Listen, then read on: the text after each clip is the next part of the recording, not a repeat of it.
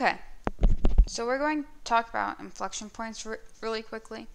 Inflection points are just where your function changes sign. So, or sorry, not changes sign, changes continuity, and it's where the second derivative changes sign. So, like before, if we had a graph, and let's say our graph looks something like this, right? Just a nice little parabola. This parabola right here is always concave up. It's going up here, going up here. It's open up, so it's concave up. Right here, if we have something like this, this is always concave down. There's not a point of inflection. It's just always going that way. Okay. So then if we were to have a graph that looks like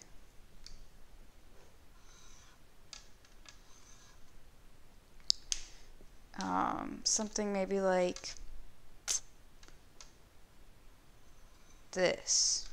Right here, we can see that if we maybe flipped this half up, it might look like a parabola or something like of that sort, right? If we just flip this up. But up here, if we had drawn in this half, this would look like a concave up. So this part right here, this is concave up. But right here, if we drew in maybe like the other half or something like that, it would look like it's concave down here. So the point at which this switches, this point right here, that's our inflection point, okay? And I've shown you how to find, your concavity and how to find where it's concave up, concave down. All you have to do there to find your point is see where you have, so if you had like, I can't even give an example, but if you have been finding this and all of a sudden you get like negative 12 here for like maybe negative infinity to x to like 3, and you got negative 12 was your solution, maybe 4 was your input, something like that. 4 was your x. And then over here you got like from 4 to x, or sorry, this would be a 3 to like, you want that to be negative 2, 5, and then maybe over here you had, I don't know, from 5 to just infinity, right? And then this was a positive and this was a negative, right? So you have a change right here. This is going to probably be like that point. That's where you're going to have an inflection.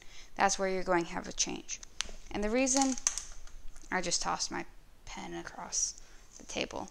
The reason this works is when you do your first derivative test, if you have a parabola, what's happening is this parabola, if this is